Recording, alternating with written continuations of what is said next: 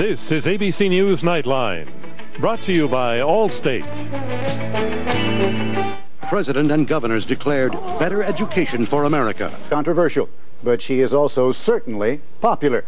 Madonna's first 4 albums sold 48 million copies, and Forbes magazine calls her the top-earning female entertainer this year. Madonna joins us from Los Angeles. Am I correct in assuming that if an artist wants an album or a record to be very popular, you need to have airplay, or usually you need to have airplay on MTV? Well, it's a very important marketing tool for an artist, yes. So should I assume then that you went through the ordinary process, that's to say that you, with MTV in mind, put together your video and simply submitted it to their standards committee thinking it would get the clearance that it always has? Yes, I did. Well, you know that nudity, or at least your record company knows that nudity is banned by MTV. They're not going to allow any... Well, I'm not so sure about that, because when I did my Vogue video, there's a shot of me where I'm wearing a see-through dress and you can clearly see my breasts. Now, they told me that they wanted me to take that out, but I said I wouldn't, and they played it anyways. So I thought that once again I was going to be able to bend the rules a little bit.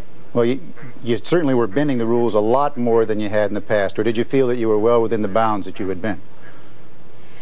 I guess half of me thought that I was going to get away with it and that I was going to be able to convince them, and the other half thought, well, no, with the wave of censorship being, and the conservatism that is, sort of sweeping over the nation, I thought that there was going to be a problem. Well, when you say you thought you could get away with it, am I right? Have you sort of pushed the envelope a little bit with each one? With every video you've tried some new things, if only to be experimenting for your own reasons? Well, I think that's what art is all about, experimenting, but it is an expression. It is my artistic expression, and for me a video is the filmic expression of the song, a visual that describes what the song is about.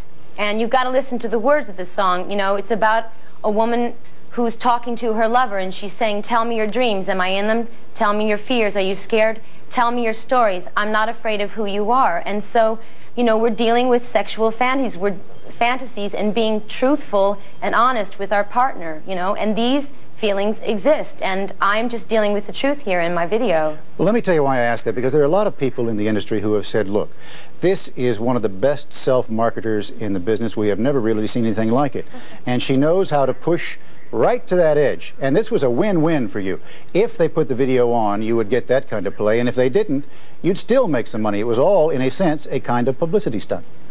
Well, it may seem like it was a publicity stunt, and actually I was very lucky, but I must say I did not plan on selling this video. I just went in there to shoot it, and I said, you know what, I'm not going to think about whether it's going to get played or not. I'm just going to do it. This is how I truly feel about this song. This is how I want to express myself. And when we gave it to MTV, we asked them if they would play it.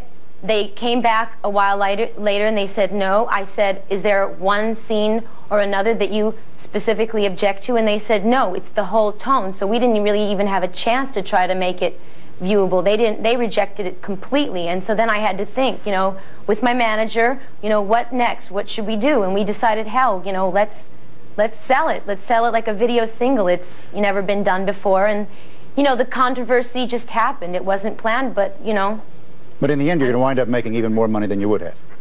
Yeah, so lucky me. But the question that I think a lot of people are concerned about is you say you go into the studio, yeah, and you want to illustrate this song, and you're yeah, doing it in the way that you want. But yeah, they see a kind of trend where you are pushing the limits of sexuality. In this case, you have nudity, and you have bisexuality, and you have apparently group sex, and they're thinking that maybe you're... Pardon me? What are you saying? You're saying I'm pushing the limits of sexuality? No, you're pushing the limits of what's permissible. Okay. That you're carrying it a little further each time. And I guess what people are asking then is, where is that line? Where do you finally say, okay, this is far enough? That's a good question, but then I would like to address the whole issue of censorship on television. Where do we draw the line in general? I mean, if you can't go that far yet. First you have to tell me where you draw the line. Well, okay, I draw the line in terms of what I think is viewable on television. I draw the line with violence and and humiliation and degradation, okay? And I don't think any of these issues are evident in my video. That's where I draw the line. That's what I don't want to see. But I guess that then one woman's art is another woman's pornography. I'm thinking of the Express Yourself video. I mean, there are images of you chained. There are images of you crawling under a table, and there are a lot of people who are upset by that. Okay, I've chained myself, though, okay? No, there wasn't a man that put that chain on me. I did it myself. I was chained to my desires. I crawled under my own table. You know, there wasn't a man standing there making me do it. I do everything by my own volition. I'm in charge, okay? Degradation is when somebody else is making you do something against your wishes. So okay? I understand. Is the expression then of sexuality, so long as it's two consenting adults, any form of sexuality, all right on television? Well, then I would like, okay, first I'd like to say I don't believe in censorship of any kind, but then I would like to say that I believe in labeling, and I would believe in some kind of, you know, warning label, or some kind of label that would say to adults, you know, after a certain hour we're allowed to, you know, play these kind of adult-themed videos, you know. But then, okay, so I've dealt with sexuality, but I also think that we should also have categories for other issues that I think are not necessarily good for 10-year-olds to watch, okay? I mean, I think MTV should have their, you know, their violence hour, and I think they should have their degradation to women hour, and then we could have an hour where we deal with adult sexual themes. But, you know, if we're going to have censorship, let's not be hypocrites about this. Let's not have double standards, you know? I mean, why is it okay for 10-year-olds to see, you know, someone's body being ripped to shreds, or Sam Kinison spitting on Jessica Hahn? Why are we going to deal with these issues? Why is that okay? Why do parents not have a problem with that? But why do they have a problem with two adults, you know, two consenting adults displaying affection for each other, regardless of their sex? Madonna, you've raised about 30 important questions, and I think we ought to get at those when we come back. Well, I only have a few minutes. So. We're going to come right back after we pay some bills here, and we'll explore those questions in just a moment. Being facetious a moment ago, you said despite your concerns about violence and degradation to women, maybe MTV should consider having an hour for violence and an hour that displays degradation to women, despite the fact that it's broadcast right into people's homes where their children could see it. Well, I'm saying we already have these videos that display degradation to women and violence that are played 24 hours a day, but yet they don't want to have a video playing that deals with sex between two consenting adults. So I'm saying, you know, where do we draw the line? Why is this good for a 10-year-old to watch, and why is it? And I guess I was being sarcastic, you know, to say, look, give me a chance, you know, let me have my slot, give me a warning label, warn parents so it doesn't take them by surprise, so that they have a chance to take their child away from television, but also warn them about violence and warn them about, you know, scenes and videos that depict degradation to women. But you know how very hard it is for a parent to control the child having access to TV, and they sit there and they watch MTV all day long. Now, yes. Would you, if you were in that parent's position, and it was your 10-year-old, your 11-year-old, would you not be worried about their seeing this kind of stuff? Well, personally, I wouldn't be worried about it, and this is why. Because I think that sexuality is something that Americans would really rather just sweep up under the rug. And I think that if my video provokes an open discussion, you know, maybe the kids will go and ask their parents these questions, you know. If it provokes an open discussion about sex with their parents, I think this is a really good thing. Okay, but Madonna, you have to help me here. When a 10-year-old sees you chained to the bed, or sees your boyfriend bound up and another woman comes by while you're there, maybe you know that that's a fantasy, and you know that other people are able to deal with all kinds of sexuality, but a 10-year-old is going to get awfully confused here. Good, then let them get confused and let them go ask their parents about it, and let their parents, you know, explain to them that it is a sexual fantasy and that these things exist in life, like they see violence, okay? It exists in life. It's not a pretty picture necessarily. You know, it's a frightening thing, but it's a reality.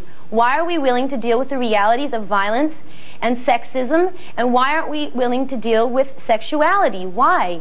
I mean, the networks won't even play ads on TV that are about condoms, about birth control, about practicing safe sex. We're pretending like we don't have a lot of teenagers that are having sex in the world right now. Why are we, You know, why are we subjecting ourselves to this kind of ignorance? Look, I'll tell you what their answer is going to be to you. They're going to say, you know what, we really are concerned about these issues, and we really are concerned that our children understand them, but quite frankly, it is our job to instruct our children, and we don't want you on television in the kinds of ways that you're on television, giving those images to our children. Thanks anyway. Well, guess what? They're not doing their job, because the teenage pregnancies in this country have reached, you know, a highest high. I mean, we have sophomores in high school who are having their second babies already, okay? And the rate of AIDS is raising in the heterosexual community at a really frightening rate, okay? So why is that? These parents are not doing their jobs, you know? There is the question, and I guess this is what you're trying to tell me about, that you're balancing between an artist's need for self-expression, an artist's need to explore any kind of issue, and that certainly includes sexuality, and the responsibility that comes along with the kind of prominence that you have, and the fact that you're a role model for people. And I guess you have to wrestle with that, don't you? The fact that I'm a role model?